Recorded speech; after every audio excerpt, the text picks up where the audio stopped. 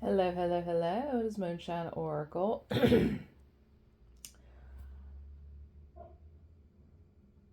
Sorry, y'all. My dog is he is on 10 this morning.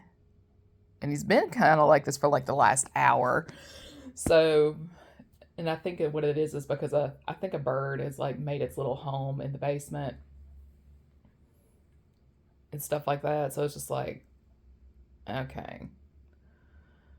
I'll check everything to be clear because I've had a little songbird at 3, 4 o'clock in the morning singing the song of its people, waking the whole house up. But yeah, a few days ago I had a little vision of my third eye of sorts. But what I saw was it was like my family's accountant frantically trying to find me because there's something he has to give me. Like by law, it has to be in my hand and no one else's. So I don't know. But the thing is, the way I'm interpreting that is somebody has stolen a check, someone stole something that was supposed to go to a very specific person. But when you trace the check got cashed. But when you trace the check, the bank is nowhere near where the person lives. And so on down that line. So they're having to roll all the security footage from that day and time,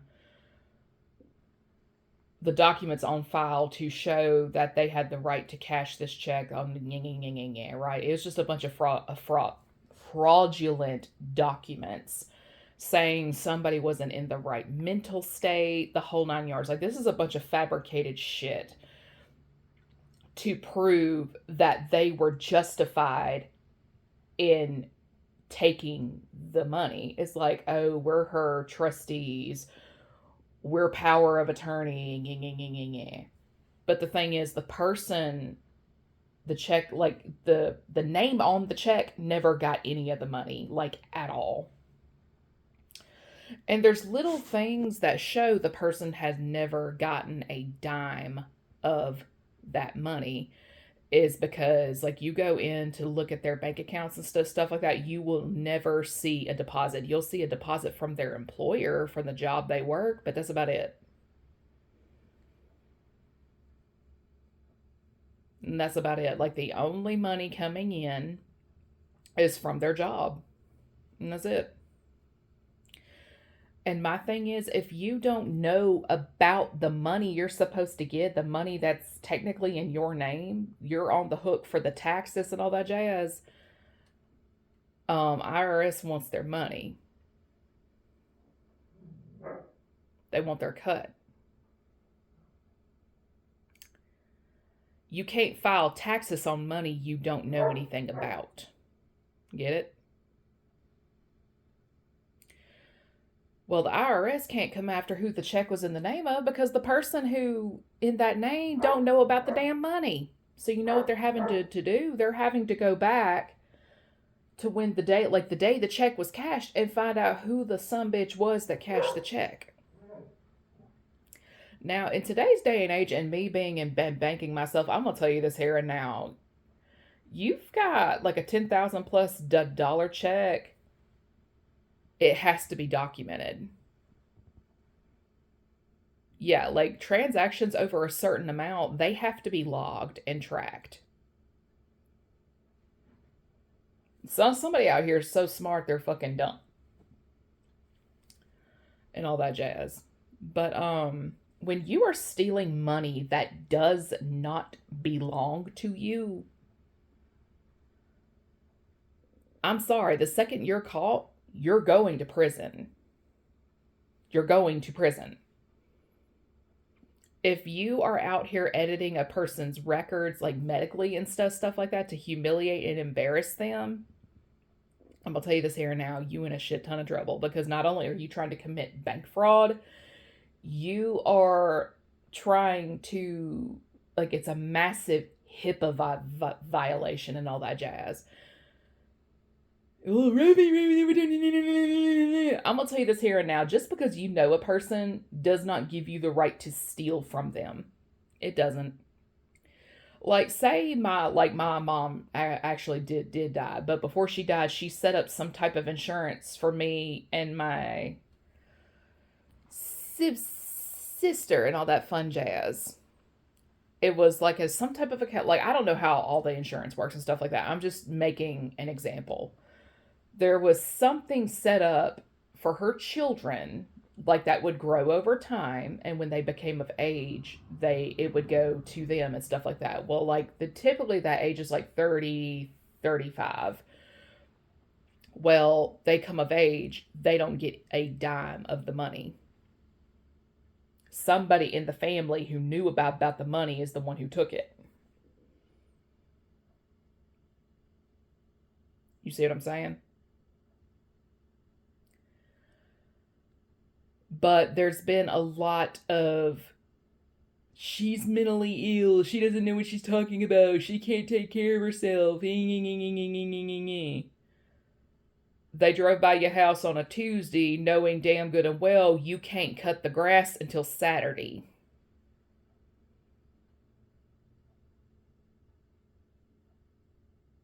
Mm-hmm.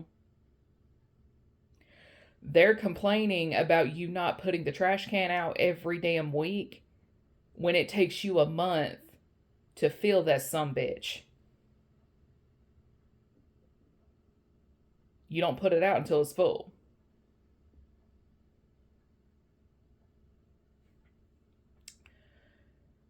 Work has been a chaotic mess. You just want a day to sit and decompress, rest your mind, rest your body, rest your spirit. But because you weren't outside washing your car, you're incompetent. But my thing is this, the people that are making all these incompetent, she's unwell type of things and stuff like that, it's just, they pay people to do all that for them.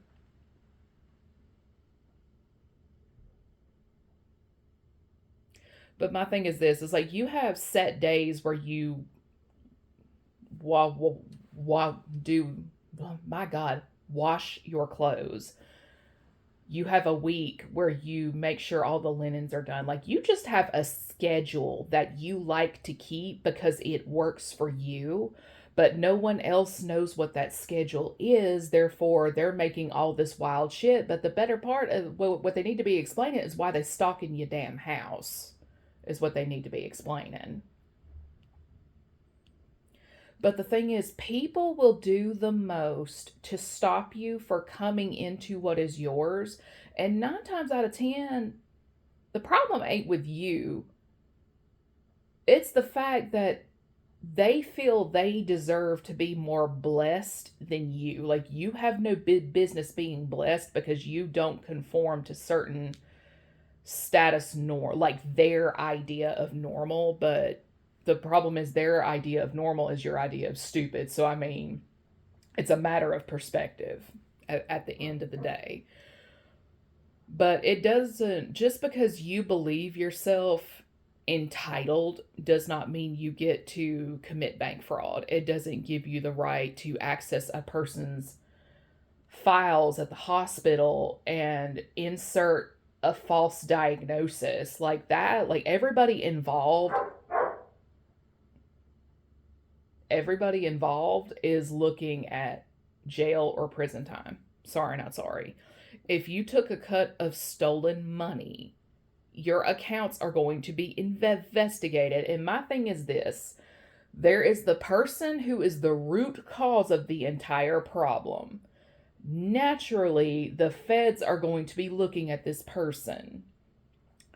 Feds, in turn, are going to be taking lock, stock, and barrel of who all is associated. Like, even if you're a niece or a cousin, you're going to get looked at so they can rule you out. But the problem is feds take a long ass motherfucking time to make a move. Like, they will watch you for 5, 6 years before they ever make an arrest. And it's one of the most aggravating things on the planet because a lot can happen in that time frame.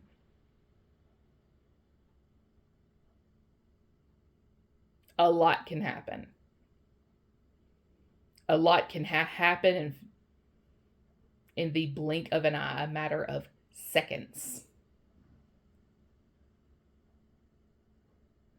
Now, a lot of times, the people who steal this type of money, they will do the most to try to make you leave this plane well before your time.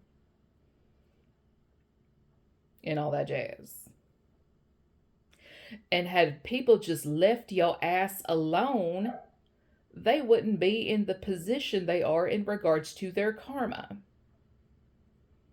Just thinking about this stuff is enough to get the wheel of karma turning. Now, whether karma is good or bad is entirely up to you. But again, if you are stealing from somebody, it does not matter what your beliefs are and so on down that line. The law is the law.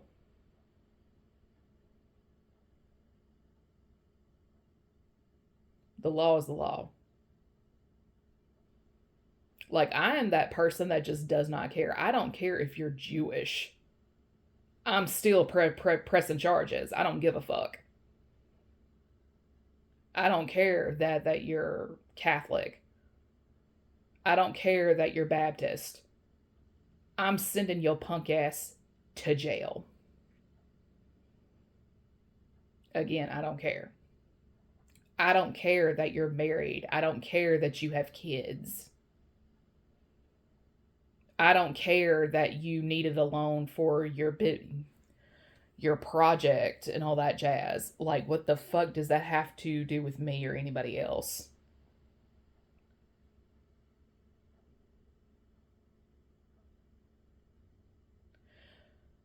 A lot of people could have avoided the circumstances they're about to find themselves in had they just stayed in their lane and minded their motherfucking business.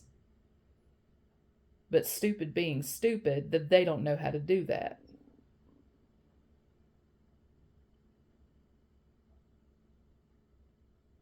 And again, if you received a cut of stolen money, you're going to be investigated, whether you like it or not.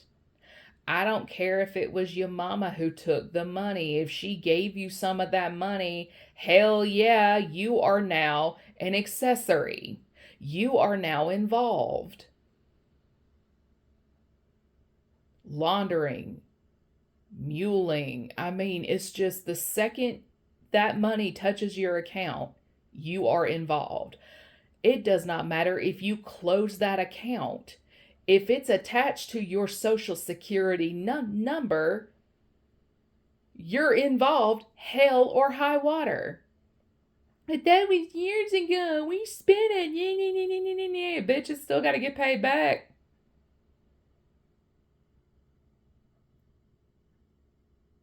See, there's a lot of people here that received a cut of something and they're panicking because there's no getting out of whatever it is they've gotten themselves into. And it's like, you know what? That ain't got nothing to do with me. But there's one thing I cannot stand. It's people who stalk, hack, cause a lot of problems because they have a guilty conscience. I mean, wouldn't common sense tell you to not be a burden to that person and not cause any more issues? I'd like to think so.